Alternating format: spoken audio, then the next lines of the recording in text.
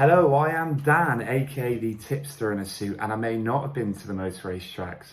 I've definitely not seen the most horses, but I am the best judge of race form that I know, and I'm here to prove it.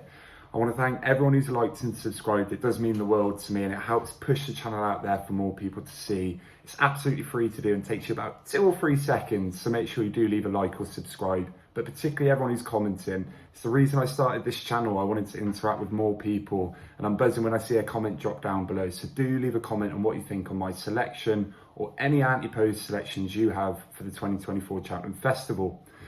As I mentioned last week, there's a few short price favourites at the moment, and there's another one this weekend who actually got shorter after his run that I'm looking to take on. That is Galopin in the Gold Cup. If we were to look at the top of the market, it is Galopin at around 4 to 6, and he won by 4 lengths this weekend at the DRF. However, having rewatched the race a couple of times, Fastorslow gives him those 3 or 4 lengths at the start of the race. They do end up having a bit of a battle towards the end with Galopin clearing on, but I'm not convinced that Galopin would do that again come March at the festival. There's a few reasons for that. I do think horses that come back from a tough Gold Cup who put in a startling performance never reach those heights again. A Plutard is one, Don Cossacks another, Sizing John. Album Photo won arguably the weakest Gold Cup in the last 6-7 years. And I don't see Galopin at his sparkling best compared to last season. I think Fastorslow will end up reversing that form from the DRF come March. People are pointing to his Savage Chase run in December, where he absolutely bolted up by 20 odd lengths and did start to look back to his best. However, if you look at how the form turns out in winning that race, many a good horses won it without following up at the Gold Cup. A Plutard won the race and ended up coming second. Galopin won it in 2021 and he ended up coming third. And there's a long honours roll, including Bobsworth, who won it in 2013 and came 5th at the Gold Cup. Road to Riches, Don Poli, all won the race and none of them followed up, having to go back to the 2011-12 season to find the last horse that did, the ill-fated Synchronised. So I think the form of that race doesn't tend to point towards a Gold Cup winner in the same season. I don't think he's at his sparkling best from last season either, personally, and I actually feel Fastorslow would reverse form. So I'm putting Galopin to one side. I will briefly touch on Fastorslow. I think he is an improving horse each time. He's actually beat Galopin twice now, with him losing this most recent time. I don't think he was given 100% towards the end by JJ Slevin with March in mind, and I would fancy him to reverse form with Galopin However, and a little hint here, he did lose to my selection at last year's festival, and at 3 times the price of my selection, I'm happy therefore to put Fastorslow to one side, but would not knock anyone who is looking to back him. Next in the market is Shishkin.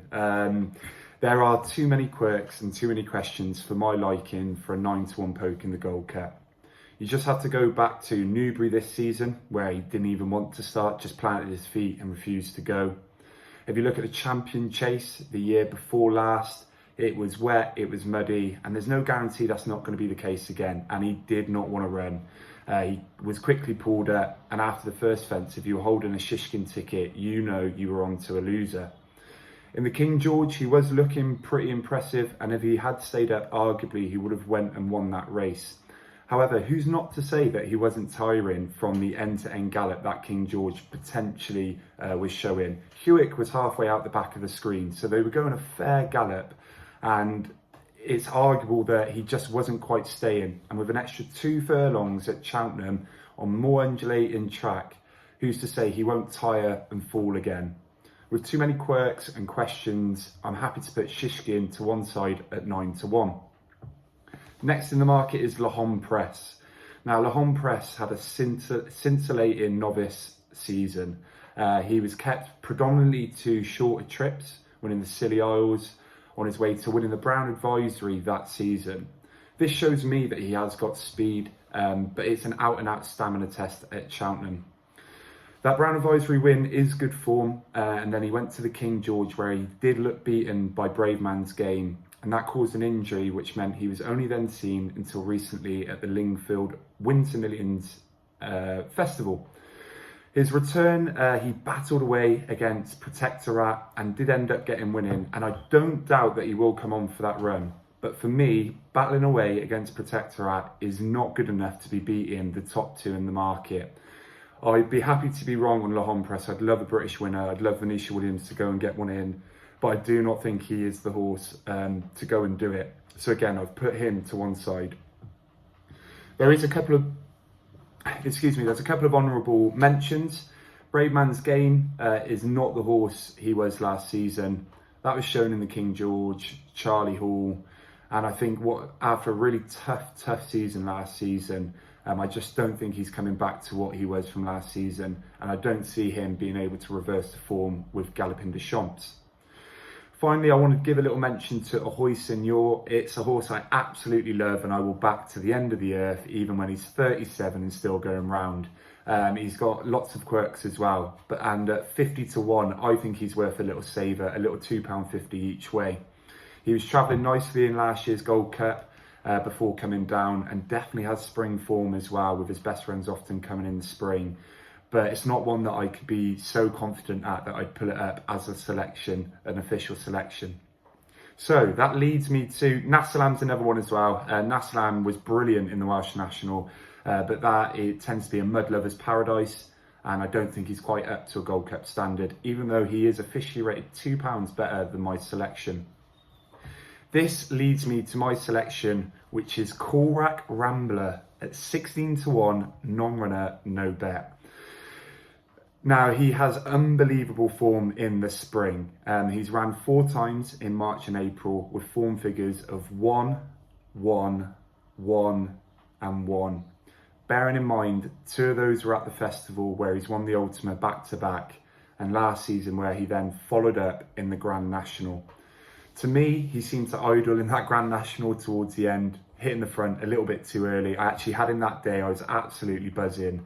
But it's only a 3-mile 2 test at Cheltenham, so we know he's going to stay for days. We also know from those Ultima runs that he's definitely going to get up that hill, so that won't be a worry either.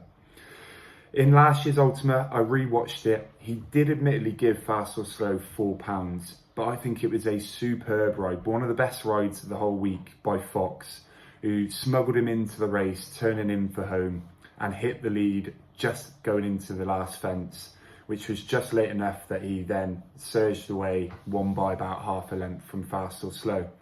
I believe if they were off level weights, he would have been smuggled into the race the same way and would have won either way. So I'm not concerned about that £4 swing. So with his spring form, his Cheltenham winning form, and we know he stays for days, with uncertainties around lots of those at the top of the market as well, I'm happy for this selection to be looking a little bit further afield. The reason I'm going non-runner no bet on this selection is there is an outside chance he will go for the Ultima. He's rated 159 with only Nassalam rated higher still in the race. I do believe Nassalam will be kept for the Grand National, but I do think that they will take their chance this year with Coolrack Rambler. Now, there are some negatives as well. Of course, his official rating is too low. If we look at his RPRs, it's something like 20 behind the best Galopin de Champs has produced. But you have got to take those with a little bit of pinch of salt. I do believe his RPR of 163 underestimates how good a run it was last year in the Ultima. And he only got a 160 for winning that Grand National, which for me, I'm not sure about. I think he deserves a higher mark than that.